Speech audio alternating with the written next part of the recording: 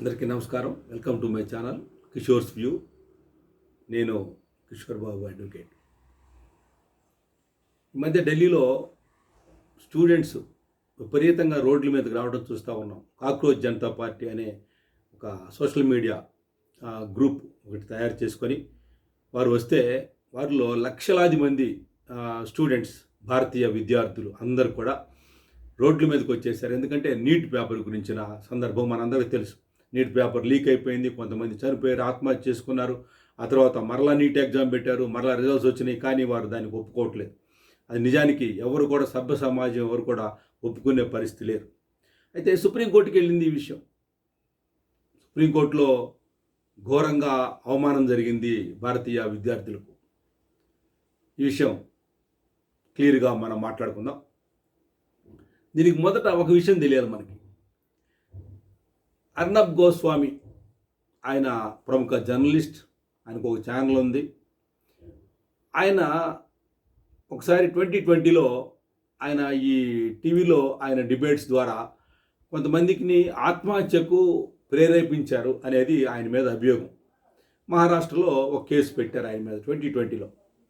ఆ కేసు పెట్టినప్పుడు సుప్రీంకోర్టుకి వెళ్ళింది ఈ విషయం. సుప్రీంకోర్టుకి వెళ్ళినప్పుడు సుప్రీంకోర్టు ఏం చేసిందంటే, ఆ టైంలో దీపావళి టైం, ఆయన జైల్లో ఉన్నాడు. ఆయన మీద కేసు పెట్టింది కాబట్టి తీసుకెళ్ళి లోపలేశారు. అయితే దీపావళి టైంలో జనరల్గా సెలవుల టైం అది. అయితే అత్యవసరంగా మరి బెంచ్ ఏర్పాటు చేసి సుప్రీంకోర్టు అత్యవసరంగా ఆయన రిలీజ్ చేయాలి. ఎందుకు అంటే ఆయన ఒక వ్యక్తి, అప్పుడు జస్టిస్ వైవి చంద్రచూడ్ గారు అప్పుడు సిజేఐగా ఉన్నారు, చీఫ్గా ఉన్నారు.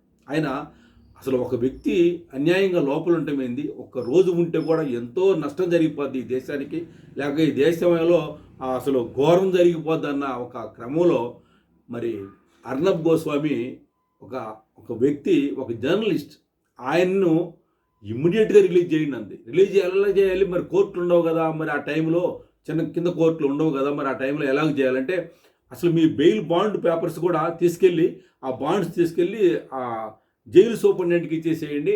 ఆ జైలు సూపరింటెండెంటే చూసేసి రిలీజ్ చేసేస్తాడు. అంటే లేట్ చేయడానికి వీల్లేదు, తక్షణమే జరిగిపోవాలి ఇదంతా అనేది ఒక ఇమ్మీడియట్గా ఆర్డర్ పాస్ చేసింది సుప్రీంకోర్టు.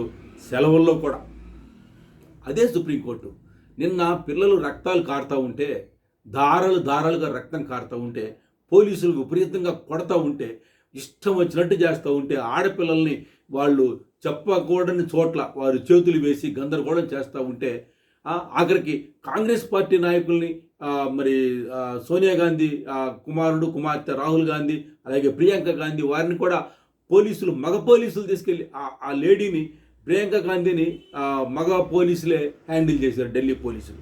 ఇదంతా చూస్తూ ఉంటే ఏంది, మనం ఎక్కడున్నాం, ఎక్కడికి పోతా ఉన్నాం?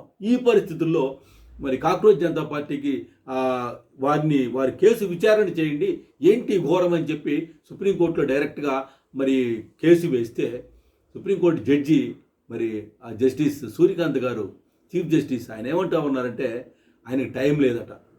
అది వీడియోలు చూడండి సార్, వీడియోలు చూస్తే బాగుంటుందండి జడ్జి గారు, మీరు వీడియోలు చూడండి అంటే, వీడియోలు చూసే టైం మాకు లేదు, don't waste your time and my time అని ఆయన కోర్టులో చెప్తా ఉన్నారు. అంటే ఆయన టైం వేస్ట్ చేయకూడదట, మరి మన టైం కూడా, లాయర్ గారి టైం కూడా వేస్ట్ చేసుకోకూడదట.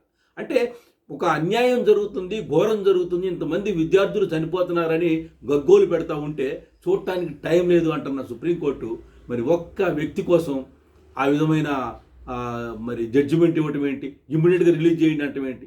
ఇంతమంది ఇప్పుడు చావు బతుకుల్లో కొంతమంది ఉన్నారు, హాస్పిటల్లో కొంతమంది ఉన్నారు. ఇంకా ఈ రోజుకి కూడా, ఇప్పటికి కూడా మరి ధర్నాలు జరుగుతూనే ఉన్నాయి. అక్కడ పార్లమెంట్లో దీని గురించి చర్చ ఏమీ రావట్లేదు, దీని గురించి లైట్గా తీసుకుంటూ ఉన్నారు. ఇది ఎలాగ దీన్ని పరిష్కారం చేస్తారు? ప్రతిపక్ష నాయకుడు ఆయన రాహుల్ గాంధీ కూడా, ఆయనకు కూడా బ్లడ్ వచ్చింది, ఆయన కూడా ఆయన్ని హ్యాండిల్ చేయడంలో సరిగా చేయలేకపోయారు. ఇటువంటి వ్యవస్థ జరుగుతూ ఉన్నప్పుడు ఎవరు ఇన్వాల్వ్ కావాలి? ఇప్పుడు గవర్నమెంట్ మీద ఒక ఎలిగేషన్ స్టూడెంట్స్ చేస్తూ ఉంటే సుప్రీంకోర్టు ఇన్వాల్వ్ కావాలి కదా. మరి సుప్రీంకోర్టు ఇన్వాల్వ్ కాకుండా టైం లేదంటే ఏం చేయాలి? దీనికి ప్రజలైన మీరే, విఘ్నులైన మీరే దీని మీద కామెంట్ పెట్టండి. ఏం చేయాలో ఏమి అర్థం కాని పరిస్థితుల్లో, ఏమీ పాలుపోవట్లేదు. ఇటువంటి గందరగోళ స్థితి ఇంతకు మునుపు ఎప్పుడు కూడా జరగలేదు. ఇంతమంది ఢిల్లీ వీధుల్లో వచ్చి గందరగోళం చేసిన స్థితి ఎప్పుడూ లేదు. ఈ స్థితికి మరి మీరు రెస్పాండ్ కావాలి. ప్రజలుగా ఎవరికి వాళ్ళే దీనిలో మరి ఆ విషయం గురించి ఆలోచన చేయకపోతే, చర్చించుకోకపోతే మరి వాడి దృష్టికి ఇది పోదు. కాబట్టి మీరు కామెంట్ రూపంలో ఈ విషయాలు పెట్టండి. అందరికీ నమస్కారం. Thank you.